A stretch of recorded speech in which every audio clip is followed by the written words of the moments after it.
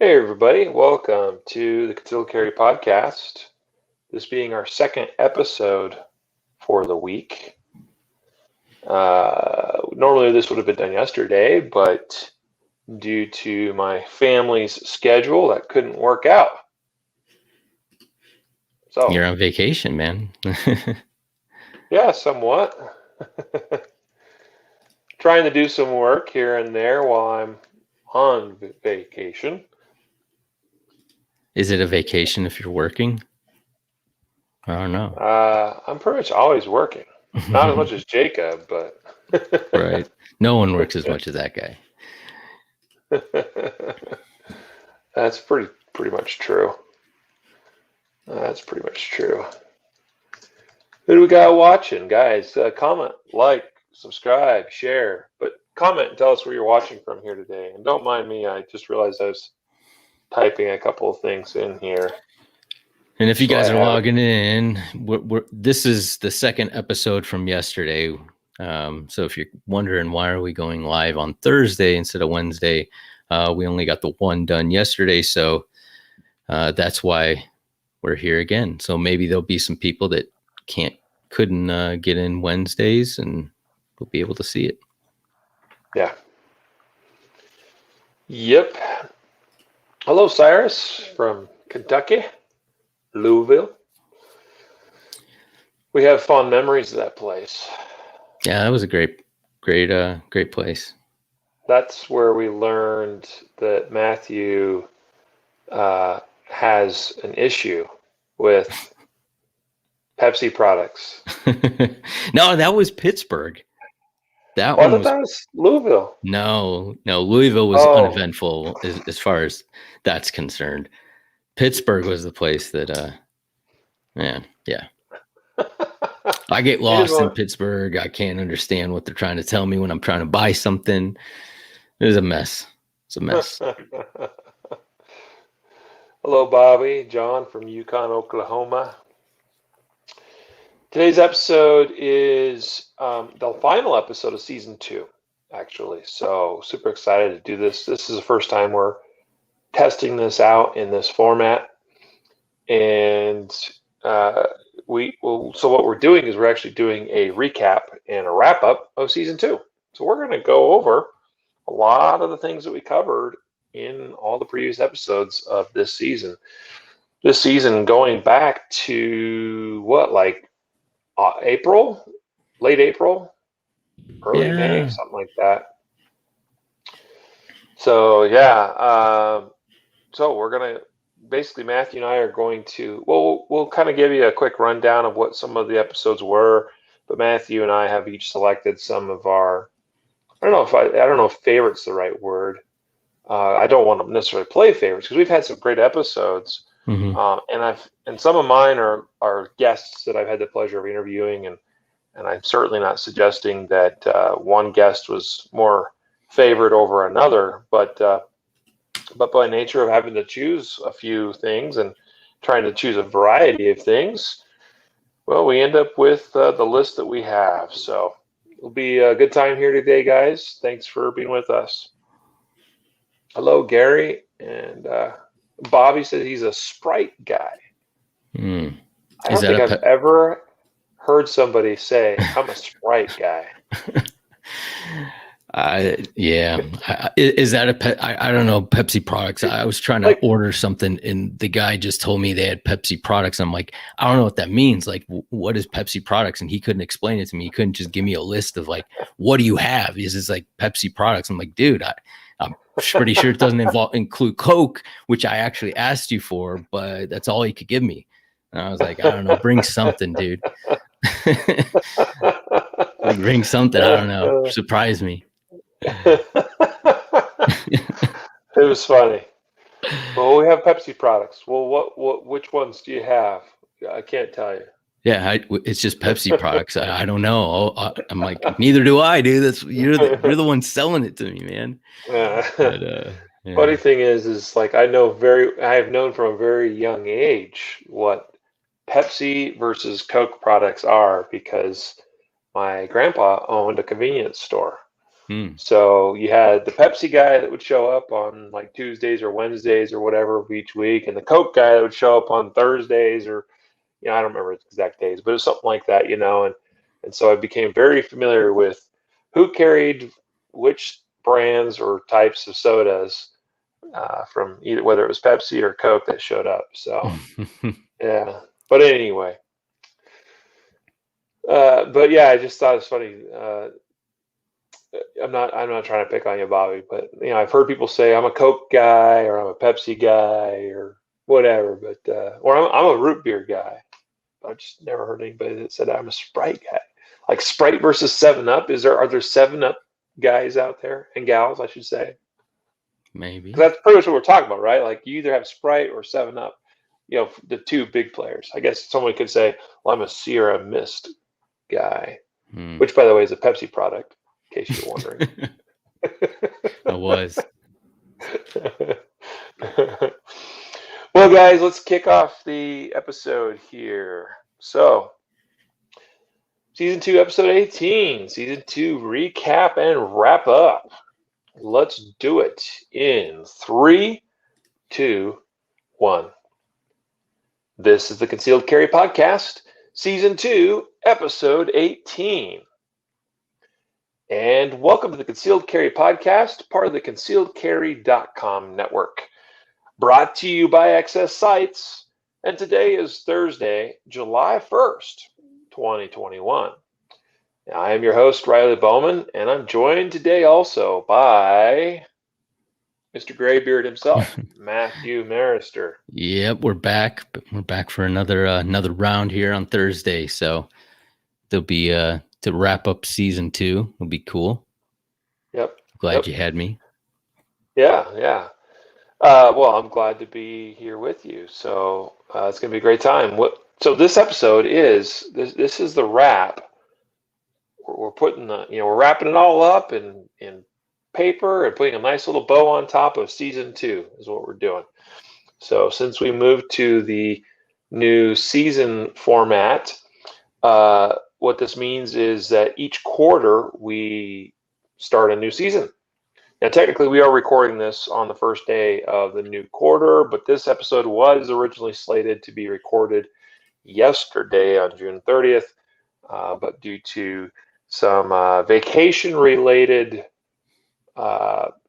conflicts, I was unable to get back to the computer in time to do that episode, which is Season 2, Episode 18, as I mentioned in the beginning.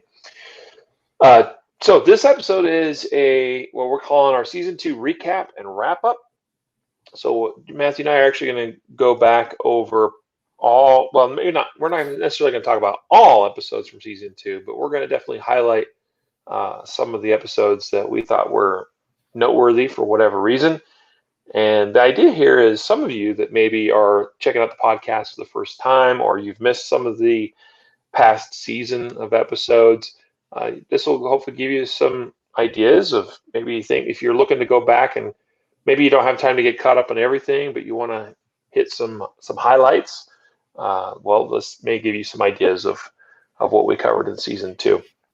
I do want to touch on real quick the fact that yesterday in episode 17 of Season 2, Jacob and Matthew were doing that episode. And because I know we're going to get some emails or comments or podcast reviews from somebody about this, I just want to proactively mention that it was discovered after the fact, after that show was recorded, that Jacob didn't have his microphone settings correct. So his audio quality is probably not quite as good as what you normally would expect for our podcast, because we always strive to have good audio quality. That was discovered, like I said, after the fact. I was editing that episode this morning and went, oh no, but it happens sometimes. Also, my audio quality in this episode today is not what it should be because I am on the road traveling on vacation, and I did forget to bring my mobile podcast setup. I totally spaced packing that, so my apologies there. I hope you can bear with us for these 2 episodes. But I'll be back home and back to the normal, usual podcasting setup here in just a couple of days. Today's episode sponsored, brought to you by our 2021 Happy Birthday America sale. Once a year around Independence Day, we do a big Independence Day sale. We call the Happy Birthday America sale. There are sale items available. There's all kinds of things on sale this week on the site. But the big thing is this is one of our ways of giving back to our many Guardian Nation members, because they are the ones that get to save real big. We have items from anywhere from 20 to 80% off during the Happy Birthday America sale. So this is kind of the one big event that many Guardian Nation members look forward to each year as an opportunity to save big on things that maybe they've been saving up for or waiting for to purchase and to add to their arsenal or to their training libraries or whatever it might be. So this week with the Happy Birthday America sale, let me just kind of highlight a few of the items. I know we've got things like our Range Tech shot timers are on sale. We've got holsters on sale from a number of the brands that we sell on our site. So Crossbreed, $17.91. Those guys, we got some of their products on sale. We've got a lot of the Mountain Man medical stuff on sale. So the Wilderness 5-inch ankle IFAK, which I think is a really cool product, that's on sale. The Yellowstone Trauma Kit, our Mountain Man Splint, which is pretty cool, that's on sale. We got tourniquets on sale. Guys, we have tons of great stuff. We've got belts, other apparel. We got hats. We got t-shirts. We got all kinds of stuff, right? The foundation belt, very, very popular, awesome concealed carry belt that I use on a daily basis. We got training products for dry fire purposes and other things, such as our laser dot trainer from Ready Up Gear. We've got the Mantis X is on sale, Mantis X3 specifically. Got barrel blocks on sale, Type 3 malfunction rounds. We've got cases and bags. The Range Ruck handgun backpack from Ready Up Gear also on sale, guys, big time this week. I've got batteries, rechargeable batteries. We've got Maglula, Uplulas. People love those. Slings from Viking Tactics. We've got various flashlights like a Surefire X300, Streamlight TLR1, TLR7A, handheld lights, the MCF Spark flashlight from Ready Up Gear, training books and DVDs, guys. I'm telling you, I'm just barely scratching the surface here as far as everything that is available and on sale this week during our Happy Birthday America sale. Some of you listening to the podcast may be catching this after the sale has ended, and I apologize for that. We probably could have done a little better job getting the word out via the podcast sooner, because again, most episodes we record don't publish for like another week. But it's also, I'll just throw it out to you that, hey, it's a good reason maybe to occasionally catch the podcast when we do it live on Facebook and YouTube. Just a little wink, wink, hint there. So anyway, guys, check out the Happy Birthday America sale, concealedcarry.com/HBA for Happy Birthday America, concealedcarry.com/HBA, the link one more time there. And again, you may want to consider checking out Guardian Nation membership so you can get the maximum savings possible from our sale. And again, we do a Black Friday sale too that's also pretty huge, pretty awesome each year around Black Friday. So just another reason to be a Guardian Nation member. Today's episode also brought to you by the Legal Boundaries by State book, which is published by us here at concealedcarry.com. I actually wanted to share with you what Michael Hammond, who is legislative counsel for Gun Owners of America, had to say about our Legal Boundaries by State travel guide. He said this: almost daily, gun owners throughout the country write us and ask about the gun laws of their states. Your guide has provided an indispensable resource for answering their questions. Again, that's from the Legislative Council of Gun Owners of America, Mr. Michael Hammond. So super kind words of him. We appreciate that. We'd like to think too that the Legal Boundaries by State book is a valuable guide, especially for those of you that do any sort of travel, because you can go state by state by state and quickly review at a glance the most important gun, carrying and transportation information right there in that guide. Plus, it has about 50 pages of various topics too that are covered, such as what to do with hotels and traveling by air, how to properly and safely store your firearms and to comply with the Interstate Transportation of Firearms Act and those kinds of things. So check out the Legal Boundaries by State book if you don't have a copy. And please know that if you buy the physical and electronic copy of that book, you will have lifetime access to the ebook version, which means you get lifetime updates because it is updated multiple times each year. In fact, it is being updated right now as we speak. Yeah, there's a lot of changes. So. Yep. Well, guys, let's get into our episode for today. As was mentioned, this is our season 2 recap and wrap up. We had, including this episode, 18 episodes in season 2, a little bit less than what we anticipate having in the future, because again, we are restarting the seasons each month or each quarter. So typically we'll have probably closer to 25 or 26 or so episodes each quarter. But this one, we hit episode 500 and then elected to switch up the format a little bit. Part of the reason for that was to actually create this opportunity to make it a little bit easier to digest groups or sections of episodes, or in this case, seasons of episodes. And by that, give us opportunity to do things like this recap episode here today. So over the last 17 episodes, I'll tell you right from the get-go, Matthew, in episode 2, we had an interview with Steve Moses, who is from Palisades Training Group, but also works for CCW Safe.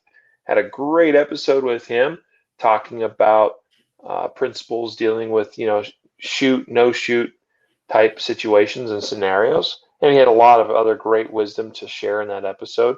We'll talk some more about that here in a little bit.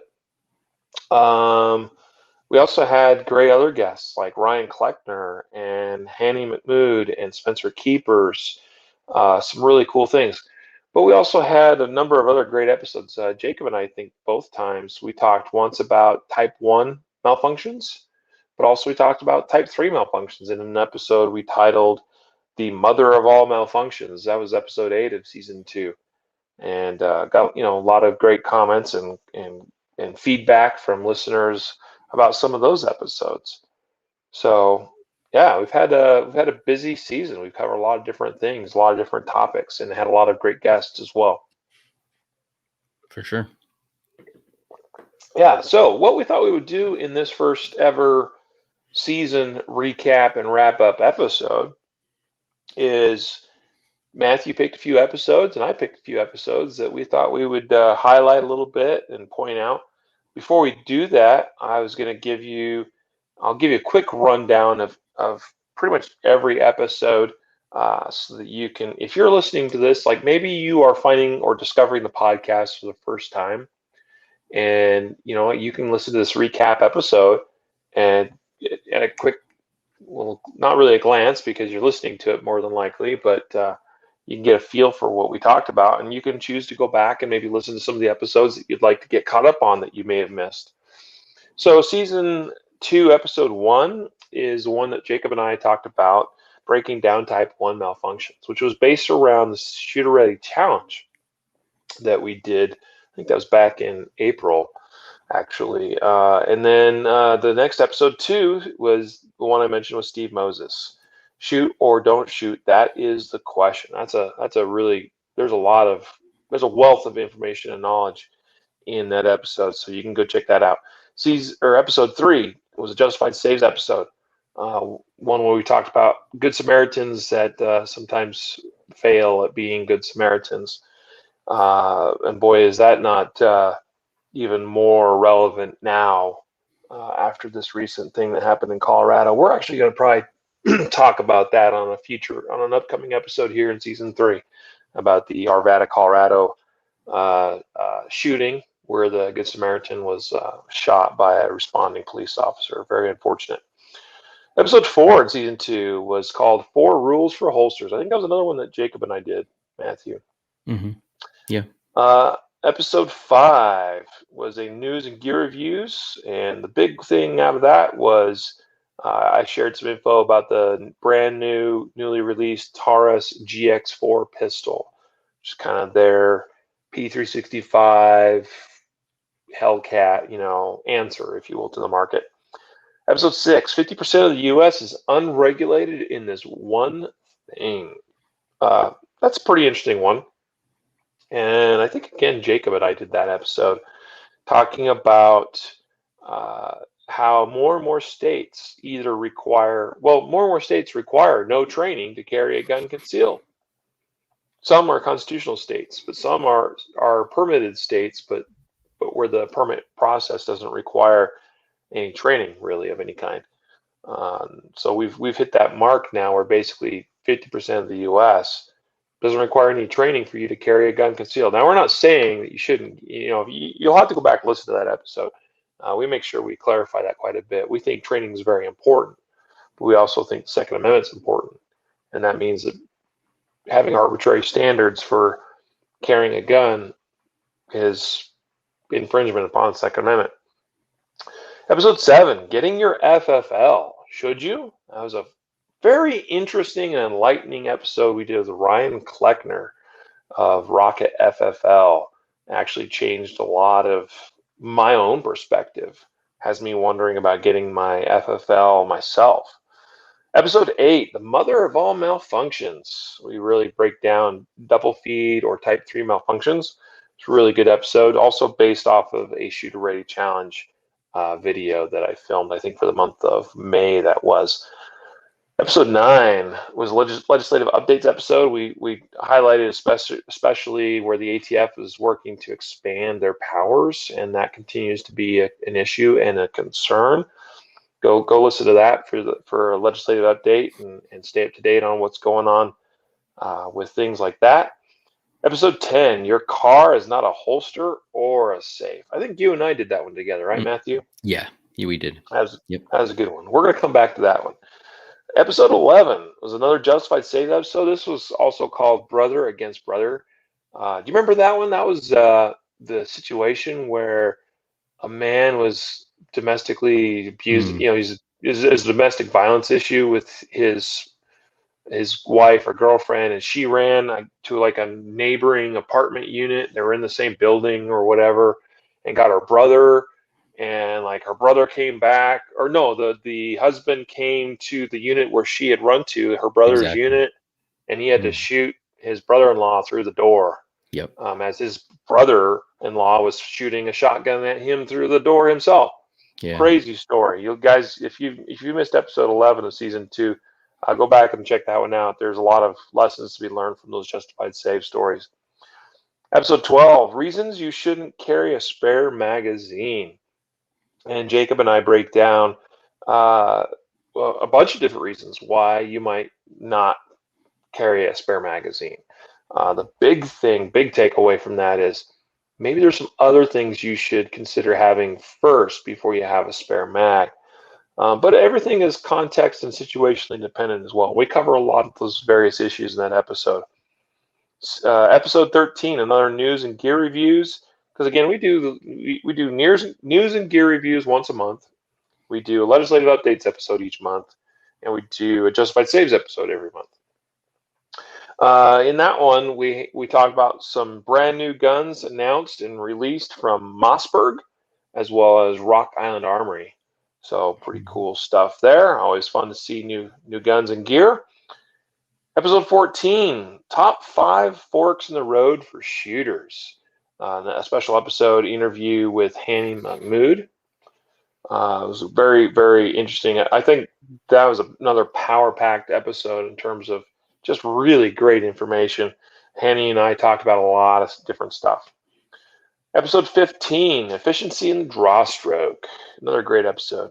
And episode 16, Carrying a Gun While Injured or Disabled. Special interview I did just last week with Spencer Keepers of Keepers Concealment. And so well, I think that's a relevant episode for anybody to listen to, because any one of us at any time could have injury of some kind, could have surgery, something like that. And there's some really great considerations and takeaways from that episode about how to manage carrying a defensive tool, a gun, a weapon, when you are not physically at 100% and maybe don't even have the use of your primary hand. Some really good things to consider there. And then episode 17, which is just recorded yesterday, was actually didn't write that one down, Matthew. That was 7 criteria for a quick access safe, right? Yes. Yep.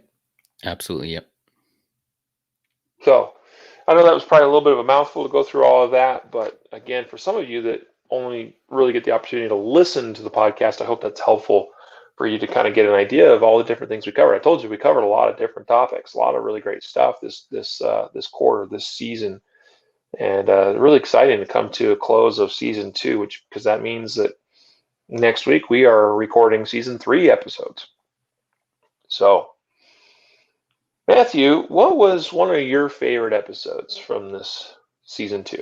Yeah, well, you mentioned how, like, as you were going through that, it is kind of weird because I don't remember like a lot of, going through that, and some of them I was in, and I'm like, oh man, we did cover that. So I'm kind of glad you did that, because just listening to it, we did cover quite an array of topics. But I selected season 2, episode 10, which your car is not a holster or a safe. I thought that was super.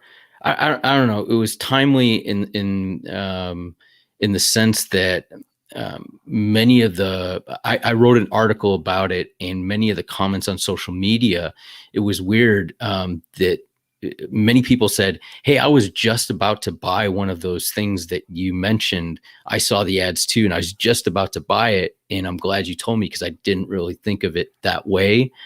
And I think maybe it challenged some people that use these devices. We're talking about like under dash magnets, or holsters that are attached or screwed to some panel on the car, so you can have access to it, where you're taking your firearm off and putting it somewhere, or unholstering it and then holstering it into some device that's attached to your car. And I think it challenged some people to say, like, yeah, it may be a little bit easier for me to get the gun because it's underneath the steering column attached to a magnet, rather than me having to clear a garment, especially if you're carrying like small back or something like that, right? And so, but challenge them to say, these things are things that you should consider, and speed and accessibility of the gun is important, but maybe you just don't have speed and accessibility, not because it's impossible, which I saw a lot of the comments, and that's sort of one of the reasons why I wrote the article, but because you haven't trained, you haven't practiced drawing from a seated position in the car. And once you start doing that, then you can, you don't have to take on these extra risks associated with, mounting the gun somewhere in the car. And so I thought it was, I liked that episode. Yeah. Yeah, I agree. I mean,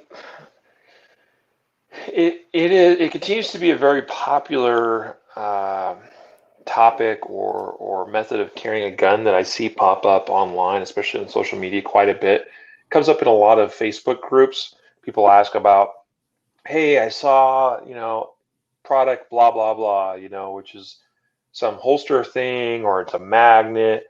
What do you guys think about this? Like, it comes up all the time, and I know why, because people spend a fair amount of time in their vehicles. Some of us especially drive a lot, or spend a lot of time out of the course of an entire week commuting and that sort of thing. And we want to have our guns with us. We want to have them accessible. And we see things happen, especially over the course of the last year or so, where people have been attacked and pulled out of their vehicles and beaten and that kind of thing. And so it's on people's minds, and that's all very valid and relevant. But basically, in episode 10 here, we broke down why the idea of a car holster or car magnet is not the best idea.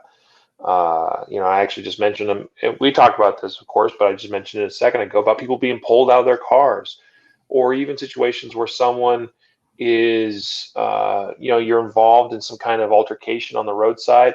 A lot of times these are initiated by some kind of an accident, even just a fender bender. And, it causes you to maybe exit your vehicle and things escalate. And next thing you know, you need a gun. Mm-hmm. And your gun is stuck to a magnet underneath your dash, but you're 10, 15, 20 feet away. So, the big takeaway from episode 10 was your best car holster is the one that's on you. And there are some different holsters, different methods of carrying that make things more accessible than others. Of course, this is an opportunity to bring up appendix carry, which you and I have talked about a number of times, and just how accessible that is from a seated position in a vehicle. Other positions certainly are accessible, but my preferred one is appendix carry, because it frankly works the best in the most number of situations that I have found. And for me, we all have to make this choice for ourselves of what works best for us based on, our lifestyle, our dress, activities, work, et cetera, et cetera. Certainly, carrying in a more traditional IWB position can still be very effective. You can still access it pretty well, especially with some considerations in a vehicle. But again, the big takeaway here is I strongly recommend avoiding the idea of a car holster or car magnet or truck gun or anything of that sort, because the best one is the one that you have on your person. Yes, sir. Yeah. So I'll go ahead and give my first kind of, I guess, pick for this season 2 recap. And that was the interview I did with Steve Moses, which was titled "Shoot or Don't Shoot? That is the Question." And, right off I'll tell you, the first thing right off the bat that he changed my attitude or opinion about was he doesn't call it shoot or don't shoot scenarios or situations. He refers to them as don't shoot or shoot, or don't shoot or something to that effect. Meaning that the default response, we always prefer to be a situation where we don't have to shoot.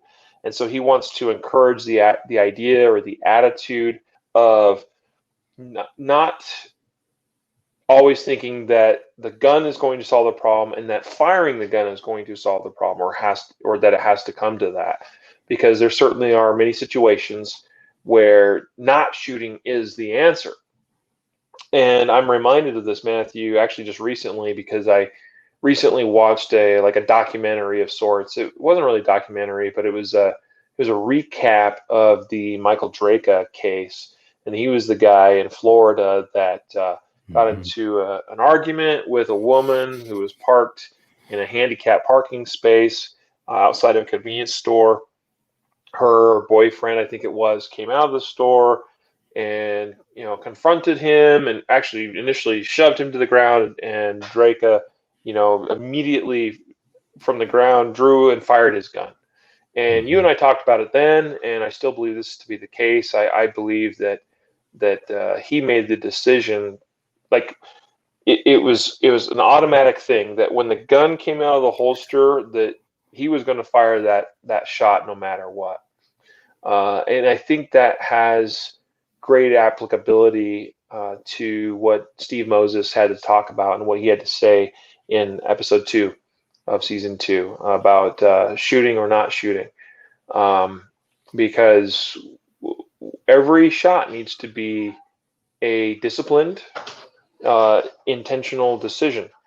Mm-hmm. And so the fact that, we have a situation like that where he just came right out of the holster and went right to the trigger, that's a problem. And we need to be preparing ourselves for those kind of situations. And we need to have other answers for other things. And that was something else that was covered quite extensively in that episode with Steve Moses was less lethal options, managing unknown contacts, and how we might go about doing that, and just looking for every opportunity to avoid having to use deadly force, because as we believe it to be, and this has been consistent for us in the podcast, it should always be a last resort.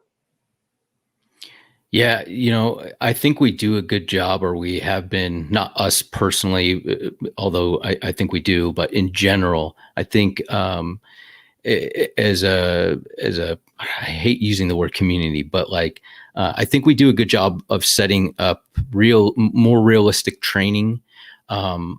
But I think one of the aspects that we still fall behind a lot of times is the mental training, like the mental exercises of going through something simple like shoot, don't shoot, instead of don't shoot, shoot. Like that simple, the way our brains kind of process the information and what does it go to first, and how do we, I think that we could do, if we focus more collectively on training our minds as much as we train our bodies or our trigger finger or our sight acquisition, whatever it might be, that people would make better decisions, definitely have a better probability of making good decisions under stress. So that was a good episode.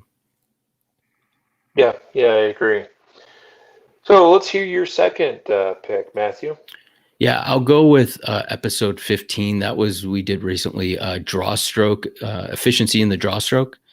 I thought that was a really good episode, but first of all, because I don't think we could ever cover enough times the importance of a good draw stroke. Efficiency is one part of a good draw stroke, but like the importance of being able to draw efficiently, effectively, consistently.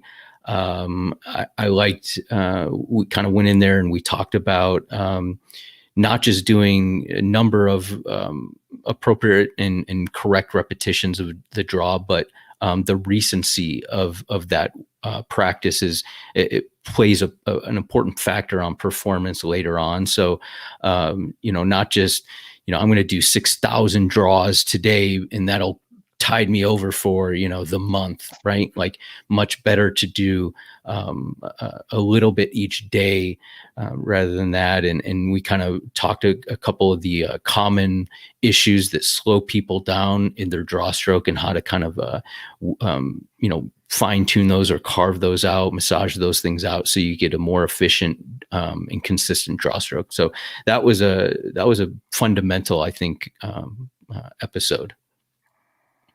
Yeah, I agree with that. And again, and I've touched on this so many times, and I just engaged in a conversation with a friend this past week that was talking about where we place our efforts in practice and training.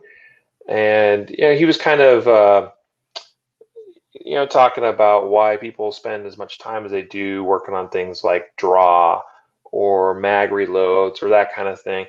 And by the way, I can agree with the reloading thing quite extensively, because it's not a skill that comes into the picture in most civilian, in fact, really in hardly any civilian deadly force uses that we are aware of. But in the case of drawing a pistol, and this is my response to him and my response to other people that I've engaged in similar conversations with, we practice to a high level, I think, the most critical things, and we practice to a high standard because it makes the more realistic performance easier. And so what I mean by that is, and this is my personal, this is me, okay? I do practice to achieve a sub-second draw pretty consistently, because I know that the likelihood of me achieving a sub-second draw in an actual defensive gun use is not likely. It's pretty low. I think that most likely I'm probably around a 1.1 to 1.2 in average, typical, stress-filled situations. But here's the thing. I know I can do a 1.1 draw to an accurate shot at 7 yards like every time, because I practice doing it at 0.95, 0.9, 0.85, right? And so that's my response to that is, and I'm not saying everyone has to practice to that sub-second standard, but whatever your standard is, like if you're just trying to hit a second draw, a 1 second draw to first shot in your, like not even sub-second, but just like right around that 1.0 to 1.05, maybe even 1.1, like if that's what you are practicing to do consistently in training, then probably for you doing a 1.3, 1.4 is very, very, very consistent and very repeatable. And that's still a very respectable draw to first shot time in that 1.2, let's say 1.25 to 1.5 region. Okay. But my belief is in training, we practice to go fast and to push those limits so that the more realistic, consistent performance is easier and more consistent. And I would say the same is true with about anything we do, including with reloads and things.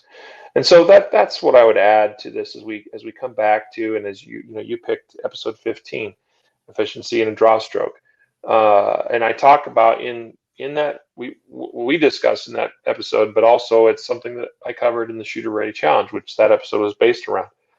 That there's some simple things that a person can do to help increase efficiency. And the number one thing is removing extraneous movement that doesn't do anything to actually accomplishing the draw. And why is that important? Because getting the gun out in the first place in an efficient manner and putting it to use in the gunfight is the most basic standard to winning a gunfight. You have to be able to put the gun into the fight. You have to be able to use the gun in the fight to even be able to have a chance to prevail in the fight. And so, yeah, the shooting aspect's super important. Marksmanship and gun handling, all that's important. Okay. But getting the gun, keep in mind, we just came off of talking about Steve Moses's episode. We might not even have a need to shoot. Once the gun comes out, the situation may change. Once the gun comes out, that may be all that opposing party needs to see to go, oh, hey, buddy, and they back off, or they break off their attack or their fight or whatever it is. And so, again, it still comes down to putting the gun into the fight. That means getting it out of wherever it is you carry it and up on target of some kind. That is the most fundamental skill in carrying a defensive handgun. So you better learn how to do it efficiently. Yep. Right on. Fundamental. Right? My next, yeah. So my next pick is episode 4, which is 4 rules for holsters. Again, I think this was an episode I did with Jacob, but we highlighted something that we've probably talked on or touched on a few times, these concepts. We certainly teach a lot of it in classes that we teach. I know that Jacob covers it even in his most basic concealed carry courses that he teaches, and I do something very similar. But what that is that we have 4 rules for holsters, and so I'm going to review a couple of what those are. But I would encourage you to go back to episode 4 of season 2 to review the whole episode, because we touch on and talk about a lot of different things. But the first and foremost, is that we got to think about it in terms of the job that a holster does. And the job that the holster does is it's meant to carry or transport a firearm in a safe manner. The way it does that is it's got to encase or cover the firearm in such a way that it carries it, but also does it without the trigger being able to be depressed. So that's the first rule, is that you've got it. You're for a holster to be considered a safe and quality holster, it must meet the first standard, which is it must protect the trigger or prevent the trigger from being able to be pressed while the gun's being carried. Very, very, very important. Rule 2. Now, these may be in slightly different orders from what we did in that episode, or maybe I do it in a little bit different order than what Jacob does it in. But number 2 is that the holster needs to retain the gun to some reasonable degree. And there's different levels of this, whether I'm carrying a gun openly and outside the waistband versus carrying it inside the waistband. But the end goal is that we don't want to have the gun popping out of the holster when we don't intend it to, and or we don't want the gun easily removed from the holster by somebody else in the case of where we're carrying it openly. So if you carry openly, your holster should have some level of retention, in my opinion, meaning that a person to draw the gun has to defeat a retention mechanism to be able to draw out the gun. In the case of inside waistband holsters, the gun needs to not come out of the holster when we're doing things like backflips or forward flips or that kind of thing. So that's, but however you want to define it or however you want to look at it, just think of it in terms of the gun you carry, the holster you use, and all that matters is that gun stays in the holster until you intend for it to come out of the holster. That's important. Number 3, the holster itself needs to be retained in the case of where it's carried on the body, needs to stay on the body. The number one failure we see are holsters where they're retained by some kind of clip and the clip breaks or the clip pops off the belt. I talked about in episode 4 about how a particular hybrid holster of mine that I carried with a number of years ago for probably the longest period of time for a single holster up until more recently. I've got some other things I've used probably, I don't know. But I used this hybrid holster for several years until the rear clip, because it was a 2-clip setup, started popping off the belt. And it did it actually twice. And that was a big concern because the whole belt or the whole holster and gun and everything started wanting to flop out of my pants, and that would have been a problem. Also, that hybrid holster was somewhat dependent on, actually it was very much dependent on my body pressing against the back plate of that holster to kind of give it some measure of retention so that it would stay in the holster. If it popped out, there's no retention. The gun's just going to fall out of the holster. So anyways, so you got to have a holster that protects the trigger and trigger guard. You got to have a holster that retains the gun. You got to have a holster that retains itself or stays clipped on or connected to you or to your clothing or to your pants or your belt or whatever. And then also the 4th rule is that you've got to have a holster that allows you to actually draw it effectively. Ties in with this draw stroke efficiency piece that you and I just talked about from episode 15. It's a lot harder to draw your gun efficiently if the holster is designed in a way that the holster interferes with getting a proper grip on the gun when you go to draw it.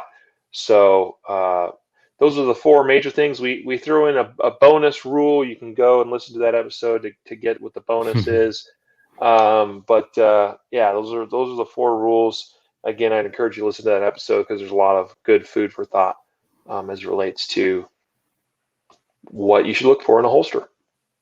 Yeah. And if you're listening to this and you're contemplating and saying, oh, I got the best holster. I see a lot of people, they have a holster and it's almost like they kind of feel that maybe it's not covering the trigger guard as much as they want, but they have this I don't know if I'm trying to think of the word, like a loss, like an aversion bias to say I've already done this. I've already purchased this. And by admitting that this purchase or this holster isn't the greatest, somehow I'm admitting that I was wrong. And so I'll just continue to use this holster and say, well, I haven't had any problems with it. It's the best holster that for me. And really you haven't tried anything else. So I guess I like the fact that you guys went through and gave some people some, practical ways of looking at your holster, analyzing and say, does it meet this criteria? If it doesn't, then go get a different one. Or if it does, but it's, you think that maybe it's, you'd like to try something different, or it doesn't have as much adjustability or whatnot. Don't be afraid to try different holsters. I mean, that's probably one of the biggest things I see where people end up, one of them that stopped carrying a firearm is because they have a substandard holster that doesn't allow adjustment, and they can't, it prints or it doesn't feel comfortable. And they're like, well, I guess that's it. I have a too big of a gun or what it is. So I would highly suggest, if you have any questions about purchasing holsters or you're having an issue with your holster, listen to that episode. Mm-hmm. Yeah. Good thoughts, man. Good thoughts. What's your third pick from season 2 episodes? My final one, and I guess I don't know if it's been even posted or released yet, but was yesterday's episode, the buyer's guide, for quick access safes, right? Like we went through the criteria for buying a quick access safe, the 7 criteria, and I was surprised at first. I was like, this will just be a safe kind of topic that we can go through, and it's. Some people like it, but it's probably not going to like knock anybody's socks off, And as we went through, like I started to realize through the comments and things, and going back and reading the comments of the post that Jacob wrote on the topic, was that like a lot of people have these questions, like, and how many people buy safes, and they really are struggling to find what makes a good safe as far as a quick access safe, and they have this idea in their mind of like this vault safe, and that's the only type of safe that they've ever thought of, or and when we say, hey, don't leave the gun unsecure, if it's a home defense gun, put in a quick access safe, and they're thinking this big combination lock, like Fort Knox and stuff, and when you explain the purpose of these safes and how they function, and kind of the some of the attributes that make it a good quick access safe, I think people were pretty pleased and happy because they had these questions, and I'm so glad you covered this. So I know it's a fresh episode, but I enjoyed doing that one. Right on. Yeah. We've talked about the idea or the concept of quick access safe for a long time. I've been using them for years. I know Jacob has been. You have. My mind went to the fact that right now I'm away from home. I'm on vacation, traveling, spending time with family, but I still have my carry gun. I still need a place to put that carry gun from time to time, or at the very least at night. Mm-hmm. And I always pack along. It's on my packing list for when I go on a trip. Quick access safe, because there's those times I need to secure the gun. Make sure it's, my concern now, I'll tell you what, my own children don't, because they're so used to seeing dad with a gun, there's not a lot of curiosity factor there with them. So they're not as inclined, I believe, to be like, ooh, gun, let's see if I can get a dad's gun. But, we're spending time with other parts of the family, where we've got cousins and nieces and nephews and so forth, where that may not be quite as much the lifestyle. And so for them to either notice or discover a gun that is unsecured is going to be, I believe, a lot bigger of an issue. So for me, it's a huge responsibility factor to make sure that I pack and that I travel with a quick access safe. I got the quick access safes as well in my vehicles, because that's a temporary storage solution to keep it reasonably secure in those instances, like you're going to the post office and you need to lock the gun. You can't go on this post office property with a gun in your possession. So there's or you got to travel through a state even where for whatever reason, you can't have that gun with you in that state, or you can't be carrying that gun in that state. So lots of great reasons for having a quick access safe or vault. And in this episode 17, like you said, just yesterday recorded lots of great criteria for choosing or selecting the right quick access safe for you. Now, finally, my third pick from season 2 is episode 14, which was an interview with Hani Mahmood called The Top 5 Forks for Shooters, or something to that effect, meaning that he had 5 reasons or 5 things that he feels like sometimes trip up, shooters or gun carriers. And we covered a lot of different things. I thought it was a really interesting episode. In fact, go listen to the episode, because probably like the first half of the episode, we actually talk about all kinds of really interesting topics with Hani before we really got into the meat and potatoes of the top 5 forks in the road for shooters.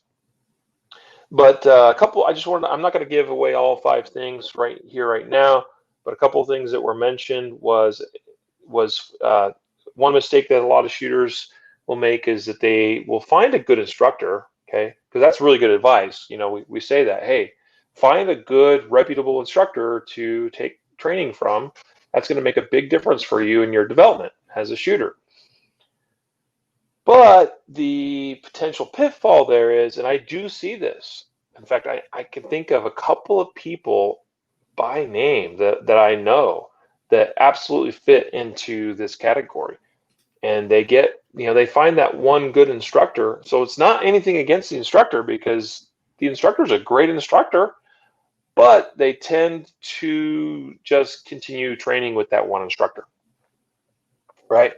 Which, again, probably better than no training at all. However, you are really limiting your frame of reference as a shooter and as a gun carrier by only taking classes from the same guy or gal over and over and over and over again. So I thought that was actually a really great place to start in that conversation with Hani, to mention that, because I don't think that's something that really gets talked about that much. And I thought that was a really great thing to point out, something to look for. I certainly have experienced myself, as I have trained with a bunch of different top, like world-class instructors now. I have appreciated things I've learned from each one of them individually. So yeah, it's a great piece of advice. Yeah. Go ahead. No, go. I was just gonna on that point that you made about training with different instructors. I think there's some aversion to, like, because there are different instructors that have different teaching personalities or styles, right? And maybe teaching things a little bit differently. And so I hate to go back to like the psychological component, but I think sometimes we don't want to be told that the way we have it in our mind to do a certain thing and somebody else teaches it a different way, that somehow that's a threat to the way we learned it and we're wrong or something, or that. And it might not be a wrong or right. It's just a different method of teaching or a different way of looking at it, or it might just be a different concept. Right. And so I think constantly being challenged to look at things differently will make, and by different instructors in different ways, will absolutely make you a much better shooter, in well-rounded in different ways, because one instructor, it's one kind of viewpoint, right? And so with anything in life, I think more counsel, more information coming in makes you well-rounded. So good. That was a good point in that lesson or that episode. For sure. And actually, that's a perfect segue into one of the other things that we talked about in that episode with Hani was, and I can't remember exactly how he phrased this, but the overarching idea, I think, or at least how I interpreted it, was a failure to be open-minded and to remain open-minded, that there's a tendency to kind of fall into dogmatic practices or beliefs. Mhm. And that's right up the alley of what you're kind of talking about right now. Uh, and that's the thing, like by limiting yourself in only training with one instructor or one school or a particular range or whatnot, it lends itself to more dogma in your practices and beliefs when you do that. In other words, training with more people and a greater variety of people is going to be its sort of its own antidote to avoiding dogma. Mhm. And dogma is not good. It's potentially dangerous. Uh, and that's something that we do tend to see, I think. Like there's a couple of big training schools. I'm not going to name any by names, but where there's a tendency for people to, they get really invested in those particular training schools and the way they do things. And the most dogmatic people I've met, including some people that are very skilled, because they've certainly put in the time and the work and they've gotten training to level up their skill, but they still are a little bit closed-minded to things outside of that. And I think that's unfortunate. I'll just also throw out that some of my favorite instructors are the ones that actually challenge dogma and challenge you to be open-minded about things. Rob Latham's one of the best at this, to be honest with you, because the way he runs his classes, the way he teaches, like there's times where a student will ask a question or they'll say something and he'll challenge that, be like, is that really the case? Is that actually true? Okay, and then that usually leads to some kind of demonstration.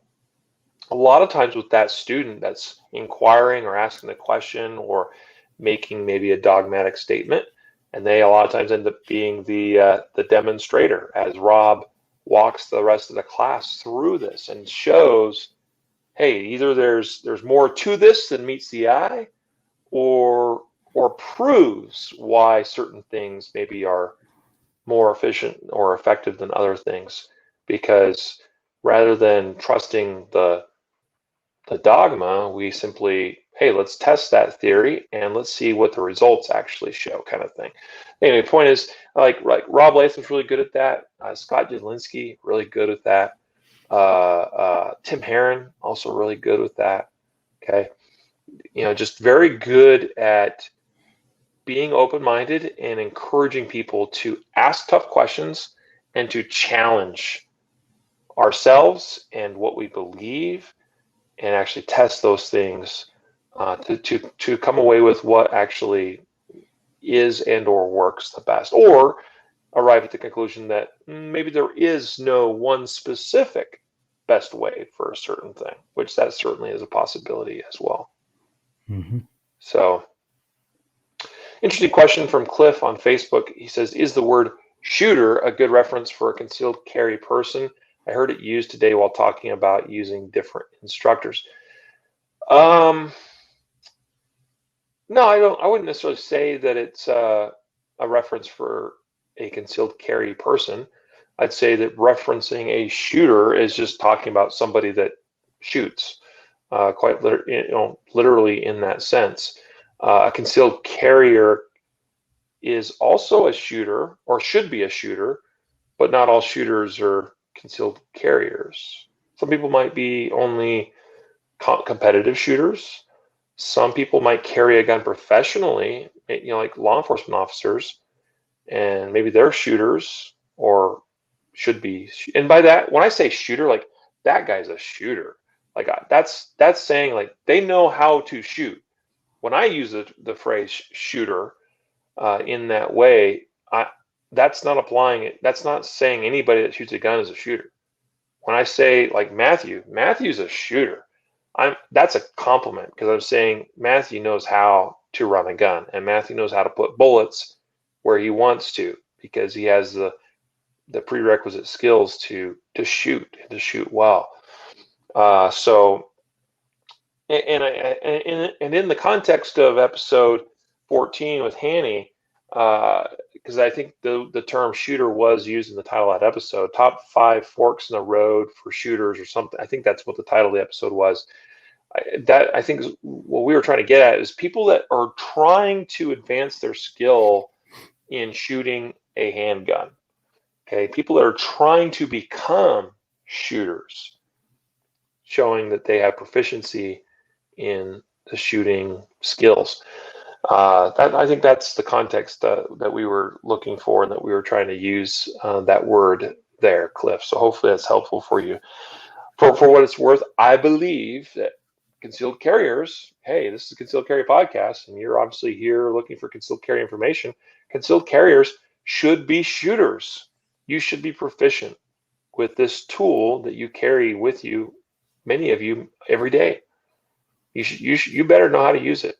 I mean, if you see a guy carrying, like, if somebody has carpenter pants, like the true carpenter pants, and they have a hammer through a loop on the carpenter pants or something, like, I'll take one look at a guy like that, and if the pants are kind of, dirty and maybe torn in a few spots, and the hammer itself is kind of worn and looks like it's well used, like, that guy's a carpenter, right? Like, hey, you don't see someone carrying a hammer around with them that doesn't really know how to use the hammer. If that's what I'm trying to get at, I think. Great, and Hanny's watching the episode here today, and so Hanny says also being exposed to other instructors can expose you to another valid, i.e., safe, efficient, etc., way to do something.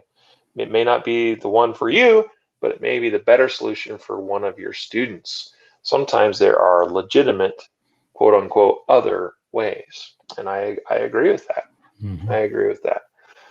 The more that we expose ourselves to different ways of doing things and different ways of thinking, the more well-rounded we become, and the more sure we become in our own understanding and knowledge.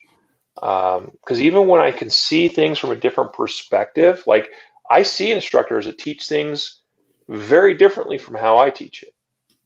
And I may not even agree with how they teach it, but because I understand what they're saying and I understand what they're trying to communicate, like, I can see that side of it. I can see that perspective because I've exposed myself to it and I've thought it through and I've tested it. It's informed my own understanding more fully, I guess would be the way to explain it.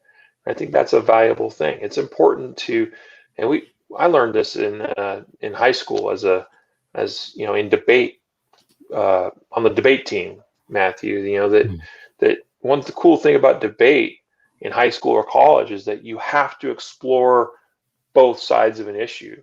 You have to argue for the affirmative. You have to argue for the other side of it too, right? And that is a great exercise because you end up understanding your own position better because you had to consider it from the other side, and then you can come up with better counter arguments because you're just better equipped. Mm-hmm. And I'd say the same is true as a shooter or as a trainer, instructor, or whatever, concealed carrier. Yeah, totally agree, man. Totally agree. So that brings us kind of to the close here as far as, again, this is season 2, episode 18, which is the season 2 recap and a wrap up of season 2, all the different episodes. Matthew and I have highlighted a few that, for whatever reason, stood out in our minds. Again, I think all the episodes are pretty awesome because I'm biased. But again, we had great episodes, great topics. We had great guests. Again, just one more shout out at Steve Moses, Ryan Kleckner, Spencer Keepers, Hanny Mahmood. And we're going to have a great time, guys, coming up here in season 3. And we'll have more great guests working on lining up some of those folks right now, in fact. So that's a wrap for season 2. Here comes season 3. It's going to be a great time. Yeah, let's do it. So, guys, thanks for joining us for this final episode of season 2. a reminder of our Happy Birthday America sale. Go to concealedcarry.com/HBA. Happy Birthday America. concealedcarry.com/HBA to check out all the items that are available in our Happy Birthday America sale. Consider joining Guardian Nation to save the maximum that is available. All right. And you can always learn more about Guardian Nation at guardiannation.com. And also today's episode brought to you by our very own Legal Boundaries by State travel guide book. It's a travel guide for American gun owners. Check it out. I don't know if I gave the link earlier now that I think about it. Maybe I did.